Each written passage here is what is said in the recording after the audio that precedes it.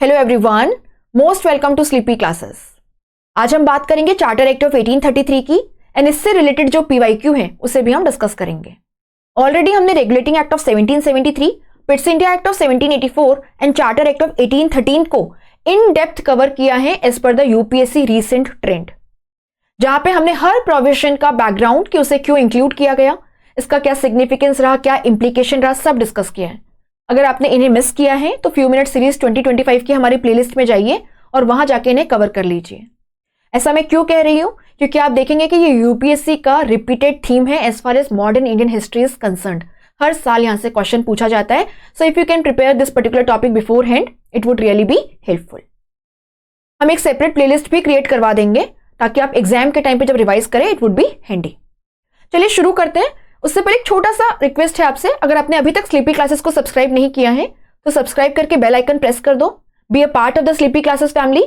And yes, her video का PDF आपको हमारे टेलीग्राम चैनल पे मिल जाता है, तो join sleepy classes Telegram channel और वहां पे आप पीडीएफ डाउनलोड करके पढ़ सकते हैं।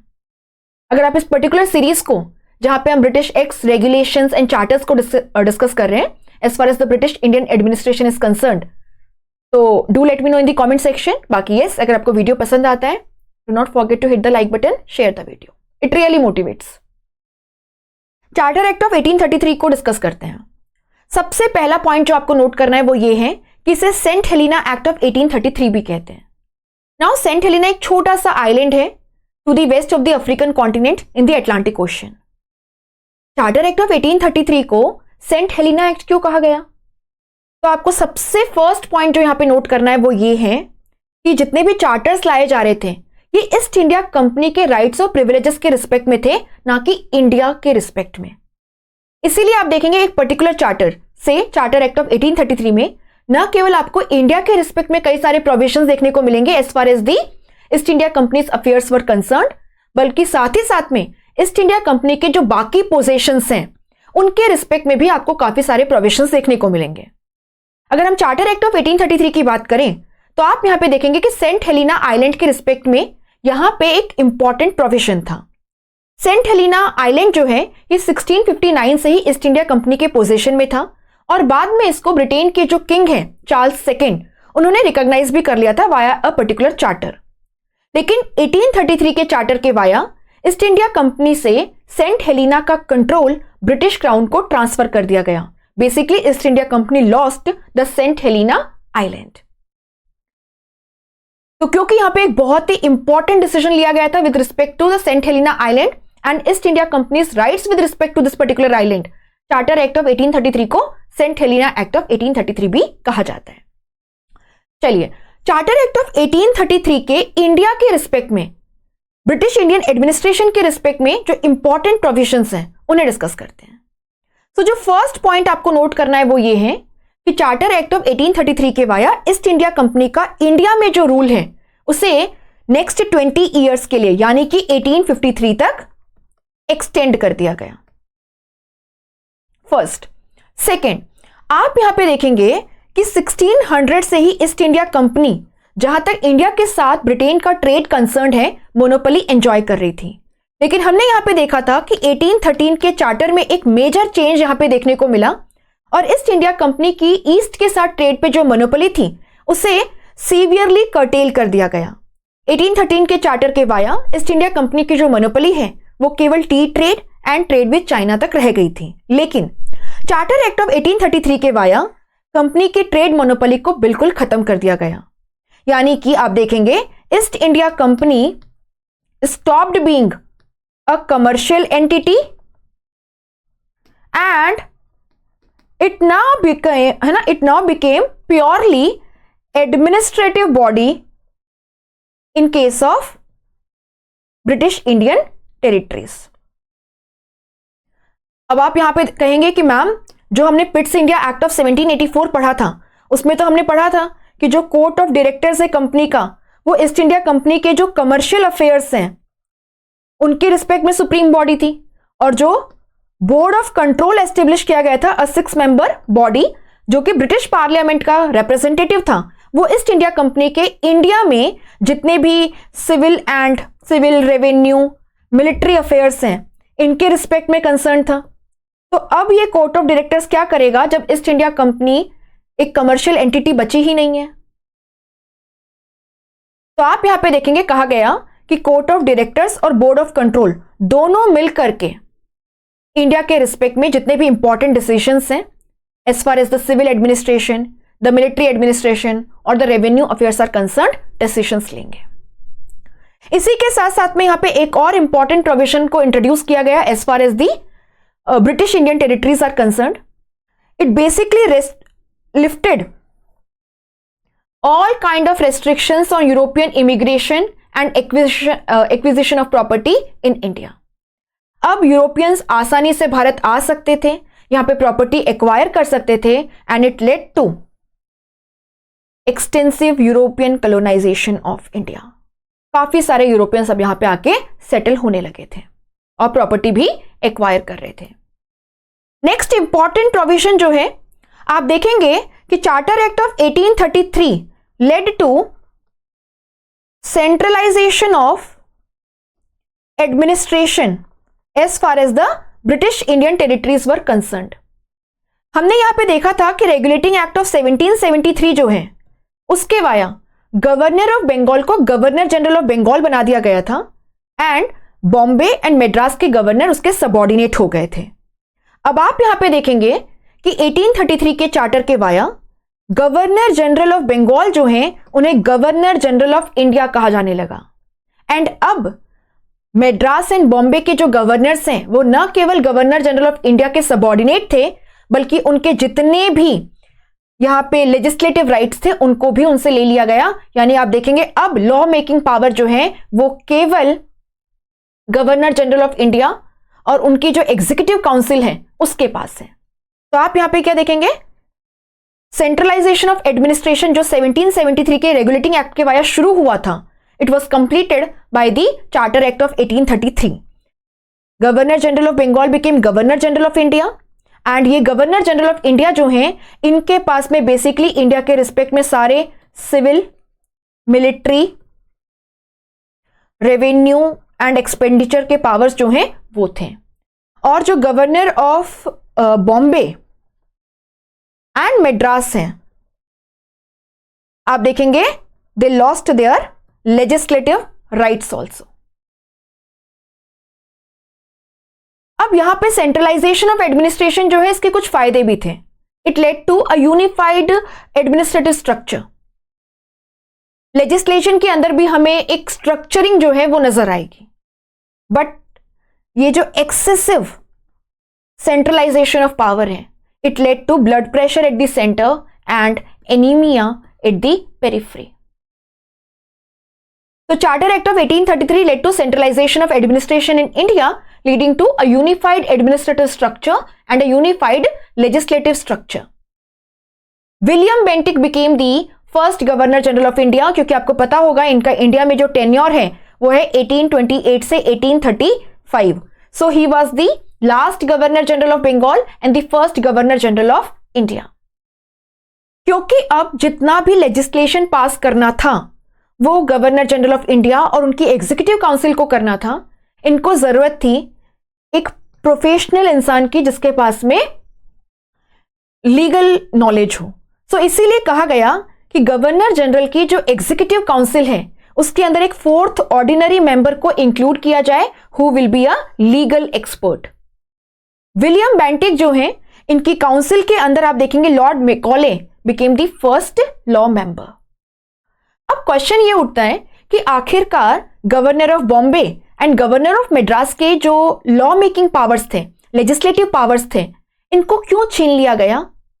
द रीजन इज आप देखोगे कि अभी तक जितने भी प्रोविजंस आए थे with respect to the legislative powers and the jurisdiction of the centre and the provincial governors, आप देखोगे कि इनमें काफी सारी कंफ्यूजन थी। बहुत सारे ऐसे सब्जेक्ट्स थे जिन पे गवर्नर जनरल जो हैं governor general of Bengal till now वो भी लॉ बना सकते थे और जो बॉम्बे एंड मद्रास प्रेसिडेंसी के गवर्नर्स हैं वो भी लॉज बना सकते थे।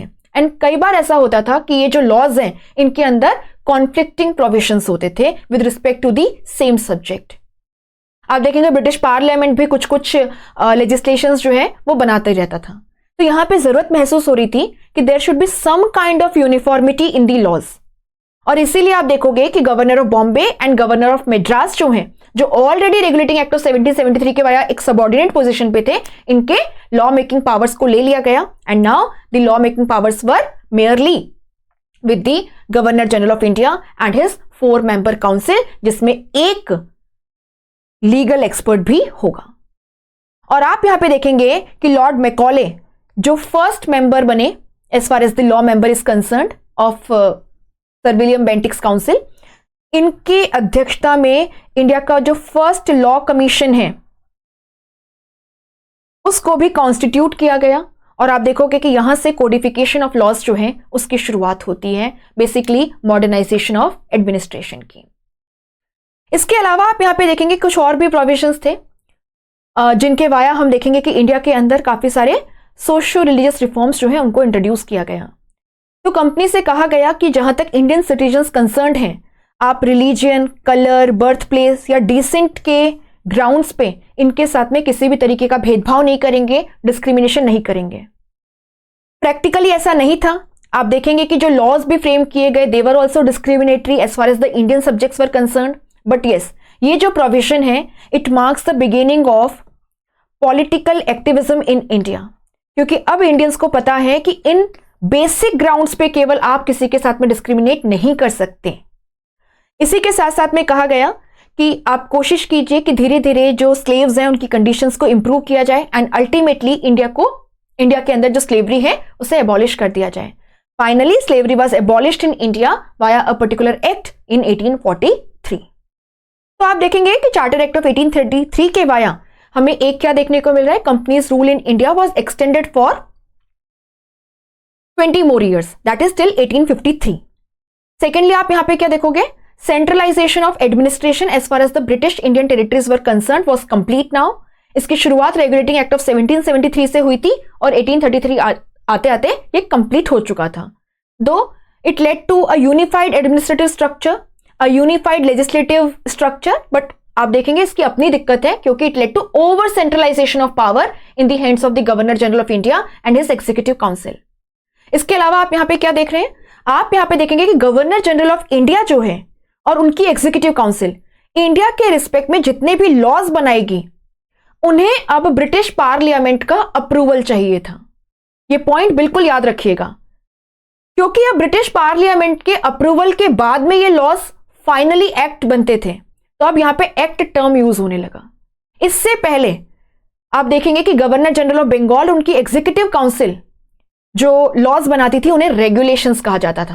तो यहां पे हमने ये भी देखा कि किस तरीके से 1833 से पहले गवर्नर जनरल ऑफ बंगाल और उनकी एग्जीक्यूटिव काउंसिल जो लॉज बनाती थी उन्हें हम रेगुलेशंस के नाम से जानते हैं। लेकिन क्योंकि 1833 के बाद में यहां पे ब्रिटिश पार्लियामेंट का जो अप्रूवल है वो एक एसेंशियल स्टेप हो गया था, तो अब इन्हें एक्ट कहा जाने लगा। तो 1833 के बाद में गवर्नर जनरल ऑफ इंडिया और उनकी एग्जीक्यूटिव काउंसिल जितने भी लॉज पास करेगी वो ब्रिटिश पार्लियामेंट के अप्रूवल के बाद ही पास होंगे। इससे जो ब्रिटेन के पार्लियामेंटेरियंस हैं, ब्रिटिश गवर्नमेंट जो है उसको भी पता रहेगा कि यहाँ पे क्या रूल्स रेगुलेशंस पास किए जा रहे हैं, और आप देखेंगे इन्हें एक्ट कहा जाने लगा। तो इन चीजों का थोड़ा सा यहां पे ध्यान रखिएगा। And yes, one major outcome was it led to end of the company's monopoly as far as the trade was concerned. जो 1600 से कंपनी प्रिविलेज एंजॉय करती आई थी, 1833 के चार्टर ने उसे द एंड कर दिया। The company stopped being a commercial entity in India and it became a purely administrative body. हम आगे चल के इसके जो सिग्निफिकेंस है उनको और जो क्वेश्चन है उसको डिस्कस करेंगे। छोटा सा अनाउंसमेंट है आपके लिए, काफी इंपॉर्टेंट है। स्लीपी क्लासेस का प्रीलिम्स क्रैश कोर्स जो है इसके लिए टॉपर्स वाउच करते हैं, काफी इफेक्टिव है, बहुत ही नॉमिनल कॉस्ट पे, एक बहुत ही डिफाइंड टाइम लिमिट के अंदर as per the UPSC latest pattern हम आपको कॉम्प्रिहेंसिवली यहां पे प्रिपरेशन करवा रहे हैं। आपके प्रिपरेशन के अंदर आप यहां पे देखेंगे कि आपकी लाइव क्लासेस हैं, सीसेट के लाइव लेक्चर्स हैं। अपार्ट फ्रॉम दैट आपके यहाँ पे करंट अफेयर्स का कंप्लीट कवरेज जो है 1.5 ईयर्स का वो आपको यहाँ पे मिल रहे हैं। आपको यहाँ पे मेंटोरशिप प्रोवाइड की जा रही है। इसी के साथ साथ में आपको जीएस और सीसेट के 14 फुल लेंथ टेस्ट जो हैं वो भी प्रैक्टिस के लिए मिलेंगे। सो कंटेंट है, करंट अफेयर्स है, आपके सीसेट का प्रेपरेशन है, special lectures on economic survey, budget, places in news, current affairs, mentorship, test practice के लिए। एंड यस, हमारे जितने भी ऑल इंडिया मॉक्स हैं जो ओपन टेस्ट होते हैं उनका पीडीएफ सोल्यूशन भी आपके लिए कंप्लीटली फ्रीली अवेलेबल होगा। तो आप यहाँ पे देखेंगे कि आज जो है वो हमारे कूपन कोड का लास्ट डेट है। सो अगर आप प्रीलिम्स क्रैश कोर्स ज्वाइन करने का प्लान कर रहे हैं जो कि लाइव है, जहाँ पे एडमिशन्स भी चालू हैं, हरी अप, बिकॉज अगर आप आज रात के 12 बजे तक प्री 2025 ये कूपन कोड यूज करते हैं तो आप इंस्टेंटली 15% डिस्काउंट अवेल कर सकते हैं और आपको ये कोर्स मिल जाएगा 15,299 रुपीज के अंदर। फर्दर क्वेरीज के लिए, डिस्काउंट के लिए आप टोल फ्री नंबर 1800-890-3043 पे हमारी टीम को कॉल कर सकते हैं या sleepy.classes@gmail.com पर लिख के भी अपनी क्वेरी जो है वो पूछ सकते हैं। एक बार सिग्निफिकेंस को देख लेते हैं, वैसे हमने डिस्कस कर लिया है। So it led to end of the trade monopoly of company, making it a completely administrative body as far as the Indian affairs were concerned. It led to centralization of administration and thus marks the beginning of modernization of administration in case of India. It marks the beginning of codification of laws in India. The first law commission was constituted under the chairmanship of Lord Macaulay, who was also the first law member of Lord William Bentinck's council. It also led to introduction of certain social and administrative reforms in India, like the slavery was abolished in 1843 via a act. तो ये हो गया आपका significance. And yes, question देख लेते हैं एक बार। By which one of the following acts was the Governor General of Bengal designated as the Governor General of India? बहुत ही स्ट्रेट फॉरवर्ड सिंपल क्वेश्चन है।